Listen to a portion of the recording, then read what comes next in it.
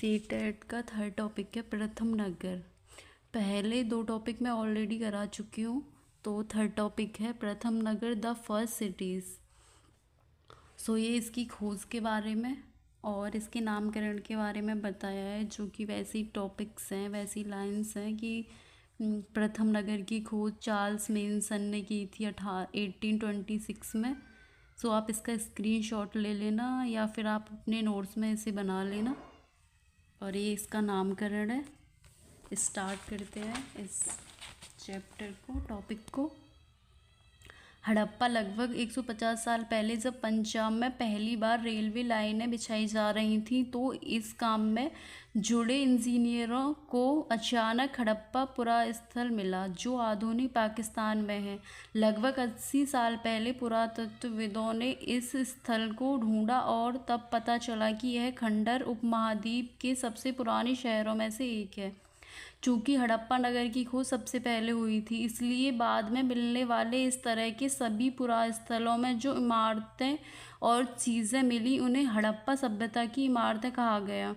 ये नगर आधुनिक पाकिस्तान के पंजाब और सिंधु प्रांतों, भारत के गुजरात, राजस्थान, हरियाणा और पंजाब प्रांतों में मिले हैं। इन शहरों का निर्माण लगभग 4700 साल पहले हुआ। हड़प्पा की विशेषता। हड़प्पा सभ्यता के नगरों में से कई को दो या उससे ज़्यादा हिस्सों में विभाजित किया गया था। प्राय पश्चिमी भाग छोटा था लेकिन ऊंचाई पर बना था, और पूर्वी हिस्सा बड़ा था लेकिन यह निचले इलाके में था। ऊंचाई वाले भाग को पुरातत्वविदों ने नगर दुर्ग कहा है और निचले हिस्से को निचला नगर कहा है। दोनों हिस्सों की चारदीवारियां पक्की ईंटों की बनाई जाती थी। इसकी ईंटें इतनी अच्छी पकी थी कि हजारों सालों बाद आज तक उनकी दीवारें खड़ी रहीं। कुछ नगरों के नगर दुर्ग में कुछ खास इमारतें बनाई गई थी। मोहनजोदड़ो में खास तालाब बनाया गया था, जिसे पुरातत्वविदों ने महान स्नानागार कहा है। इस महान स्नानागार को बनाने में ईंट और प्लास्टर का इस्तेमाल किया गया था। इसमें पानी का रिसाव रोकने के लिए प्लास्टर के ऊपर चारकोल की परत चढ़ाई गई थी। इस सरोवर में दो तरफ से उतरने के लिए सीढ़ियां बनाई गई थी और चारों ओर कमरे बनाए गए थे। इसमें भरने के लिए पानी कुएं से निकाला जाता था। उपयोग के बाद इसे खाली कर दिया जाता था। यहाँ विशिष्ट नागरिक विशेष अवसरों पर स्नान किया करते थे। कालीबंगा और लोथल जैसे अन्य नगरों में अग्निकुंड मिले हैं, जहाँ संभवतः यज्ञ किए जाते होंगे। हड़प्पा, मोहनजोदड़ो और लोथल जैसे कुछ नगरों में बड़े बड़े भंडार गृह मिले हैं। भवन, नाले और सड़कें। इन नगरों के घर आमतौर पर एक या दो मंजिले होते थे। घर के आंगन में चारों ओर कमरे बनाए जाते थे। अधिकांश घरों में एक अलग स्नान घर होता था और घरों में कुएं भी होते थे। कई नगरों में ढके हुए नाले थे। इन्हें सावधानी से सीधी लाइन में बनाया जाता था। हर नाली में हल्की ढलान होती थी ताकि पानी आसानी से बह सके। अक्सर घरों की नालियों को सड़कों की नालियों से जोड़ दिया जाता था, जो बाद में बड़े नालों से मिल जाती थी।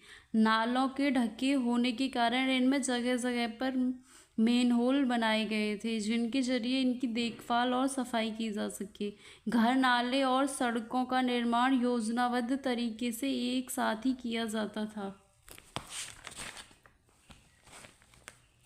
नगरीय जीवन।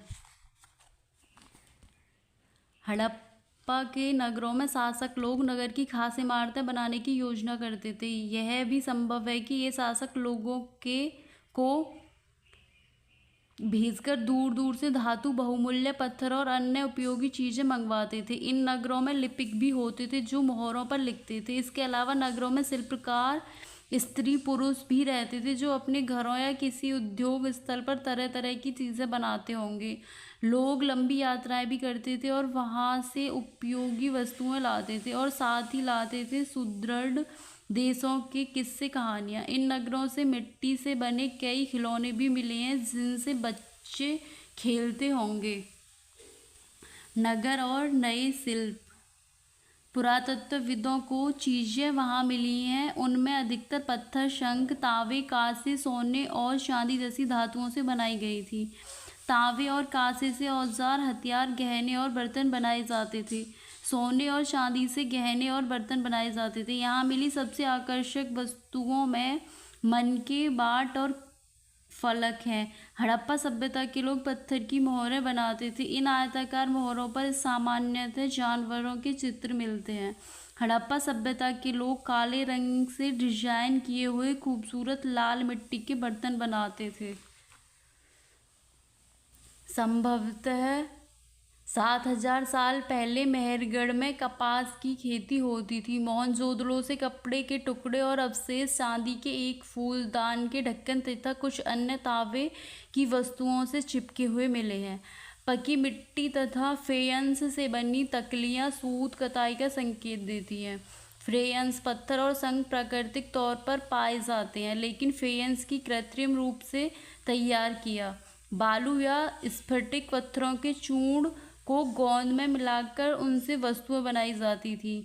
उसके बाद उन वस्तुओं पर एक चिकनी परत चढ़ाई जाती थी। इस चिकनी परत के रंग प्राय नीले या हल्के समुद्री हरे होते थे। फेयंस से मन के चूड़ियाँ, बाले और छोटे बर्तन बनाए जाते थे। कच्चे माल की खोज में। कच्चा माल उन पदार्थों को कहते हैं जिससे जो या तो प्राकृतिक रूप में मिलते हैं या फिर किसान या पशुपालक उनका उत्पादन करते हैं। जैसे किसानों के द्वारा पैदा किए गए कपास को कच्चा माल कहते हैं, जिससे बाद में कताई बुनाई करके कपड़ा तैयार किया जाता है। हड़प्पा में लोगों को कई चीज़ें वहीं मिलती थीं, लेकिन तांबा, लोहा, सोना, चांदी और बहुमूल्य पत्थरों जैसे पदार्थों का वे दूर दूर से आयात करते थे। हड़प्पा के लोग तांबे का आयात संभवतः आज के राजस्थान से करते थे। इसके अलावा पश्चिम एशियाई देश ओमान से भी तांबे का आयात किया जाता था।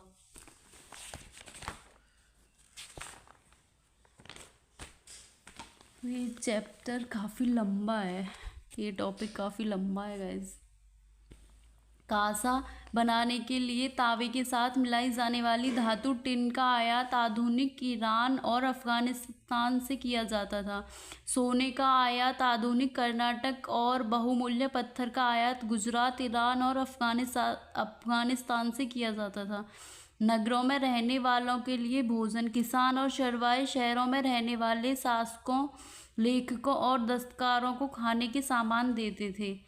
पौधों के अवशेषों से पता चलता है कि हड़प्पा के लोग गेहूं, जौ, दालें, मटर, धान, तिल और सरसों उगाते थे। हड़प्पा काल के लोग जमीन की जुताई के लिए लकड़ी से बने हल का प्रयोग करते थे। यहाँ से हल्के आकार के खिलौने मिले हैं। इस क्षेत्र में बारिश कम होती है, इसलिए सिंचाई के लिए लोगों ने संभवतः पानी का संचय किया जाता होगा और ज़रूरत पड़ने पर उससे फसलों की सिंचाई की जाती होगी। हड़प्पा के लोग गाय, भैंस, भेड़ और बकरियां पालते थे। वे बेर जैसे फूलों को इकट्ठा करते थे, मछलियां पकड़ते थे और हिरण जैसे जानवरों का शिकार भी करते थे। गुजरात में हड़प्पा कालीन नगर का सूक्ष्म निरीक्षण। गुजरात में कच्छ के इलाके में खदीर वेद के किनारे धौलावीरा नगर बसा था। वहाँ साफ पानी मिलता था और ज़मीन उपजाऊ थी। जहाँ हड़प्पा सभ्यता के कई नगर 2 भागों में विभक्त थे, वहीं धौलावीरा नगर को 3 भागों में बांटा गया। इसके हर हिस्से के चारों ओर पत्थर की ऊंची ऊंची दीवारें बनाई गई थी। इसके अंदर जाने के लिए बड़े बड़े प्रवेश द्वार थे। इस नगर में एक खुला मैदान भी था जहाँ सार्वजनिक कार्यक्रम आयोजित किए जाते थे। यहाँ मिले कुछ अवशेषों में हड़प्पा लिपि के बड़े बड़े अक्षरों को पत्थरों में खुदा पाया गया है। इन अभिलेखों को लकड़ी में जड़ा गया था। यह एक अनोखा अवशेष है क्योंकि आमतौर पर हड़प्पा के लेख मोहर जैसी छोटी वस्तुओं पर पाए जाते थे। गुजरात की खंबात की खाड़ी में मिलने वाली साबरमती की एक उपनदी के किनारे बसा लोथल नगर ऐसे स्थान पर बसा था जहां कीमती पत्थर जैसा कच्चा माल आसानी से मिल जाता था। लोथल पत्थरों, शंखों और धातुओं से बनाई गई चीज़ों का एक महत्वपूर्ण केंद्र था। इस नगर में एक भंडार गृह भी था। एक भंडार गृह से कई मोहरें और मुद्रांकन या मोहरवती गीली मिट्टी पर दबाने से बनी उनकी छाप मिले हैं। यहाँ पर मनके की एक इमारत मिली है जहाँ से पत्थर के टुकड़े, अधबने मनके बनाने वाले उपकरण और तैयार मनके भी मिले हैं। लोथल से एक बंदरगाह भी मिला है जहाँ समुद्र के रास्ते आने वाली नावें रुकती थी। आप ये सोचोगे कि मनके क्या होते हैं। मनके होते हैं जो वाइट कलर के मोती जैसे होते हैं, जैसे वाइट कलर की मोती की माला होती है, वो मनकों से बनी होती है। मुद्रा मोहर और मुद्रांकन या मोहरवती मोहरों का प्रयोग सामान से भरे उन डिब्बों या थैलों को चिन्हित करने के लिए किया जाता होगा जिन्हें एक जगह से दूसरी जगह भेजा जाता था। थैले को बंद करने के बाद उनके मुहाने पर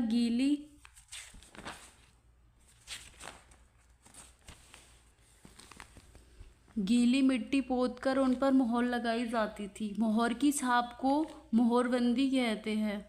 अगर यह मोहर टूटी हुई नहीं होती थी तो यह साबित हो जाता था कि सामान के साथ छेड़छाड़ नहीं हुई है।